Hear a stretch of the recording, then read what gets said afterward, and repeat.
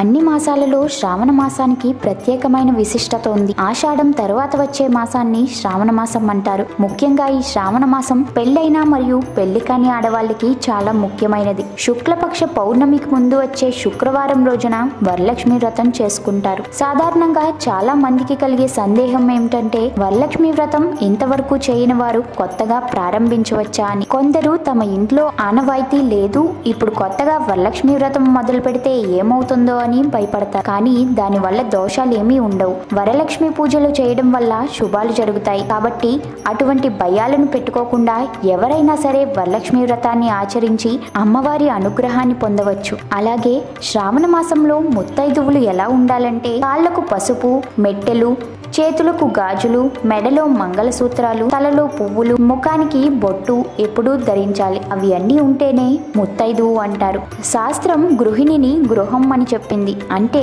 ఇల్లాలే ఇల్లు. అందుకే ఇంటికి ఏం చేయాలో ఇల్లాలికి అవే చేయాలి. అంటే పసుపు గడపకి, ఇల్లాలి కాళ్లకు రాయాలి. గడపకు కుంకుమ పెట్టాలి, ఇల్లాలి ముఖానికి కుంకుమ పెట్టాలి. ద్వారానికి తోరణం కట్టాలి, ఇల్లాలి చేతులకు తోరణం కట్టాలి. ద్వారానికి రెండు పక్కల పువ్వులు, మామిడి ఆకులు పెట్టాలి. అదేవిధంగా ఇల్లాలి తలలో పువ్వులు పెట్టాలి. ఇంటిని ఆవు పేడతో అలకాలి. ఇల్లాలు తన శరీరాన్ని సున్నిపిండితో నలుగు పెట్టుకొని స్నానం చేయాలి. ఈ విధంగా ఆమె ప్రతినిత్యం సుమంగలిగా ఉండాలి. శ్రావణ మాసంలోనే కాదు, ప్రతిరోజు ఇల్లాలు ఈ విధంగానే సుమంగలిగా ఉండాలి.